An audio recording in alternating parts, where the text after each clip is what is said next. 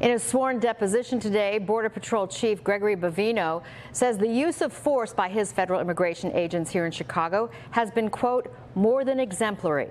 Those statements were played out in court as a group of protesters, clergy, and journalists are suing the Trump administration, alleging the behavior of federal agents and their use of tear gas has been excessive and trampled their constitutional rights to gather. Our investigative reporter Bennett Haeberle on the story. He joins us now live from the Dirksen Federal Building tonight. Bennett.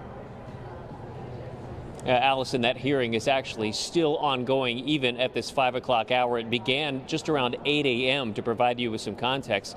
More than a dozen witnesses testified, many of them protesters or members of the community who say they are now fearful after their encounters with federal immigration agents and their use of force. They want a federal judge in this case to issue a preliminary injunction as this case moves forward.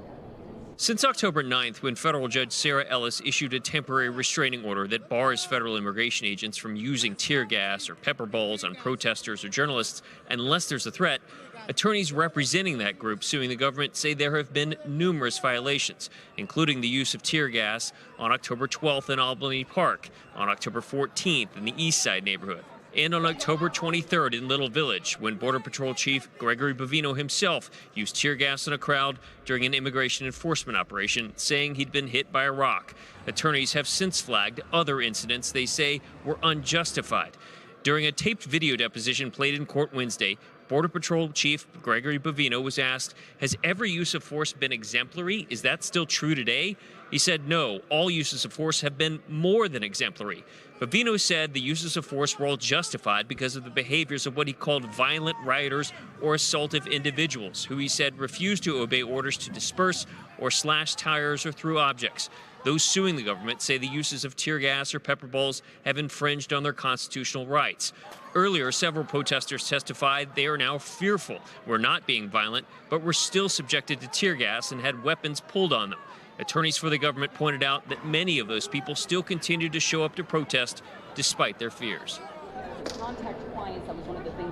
And late this afternoon, attorneys questioned a Border Patrol agent in person, asking him about the tactics and directly asking him if Border Patrol agents are targeting people with brown skin. That drew several objections from the attorneys representing the government in this case. Attorneys for the plaintiff said they're simply trying to lay a foundation to prove that there's a reason why people in Chicago might be voicing their opposition, because the U.S. government told them that the reason for Operation Midway Blitz was to target the worst of the worst criminals in Chicago. That agent responded by saying he has approached people of all races, that there hasn't been a day here in Chicago when someone hasn't attempted to ram one of their vehicles. Again, no ruling on this preliminary injunction request right now. We could potentially see the extension of that temporary restraining order as this case moves forward.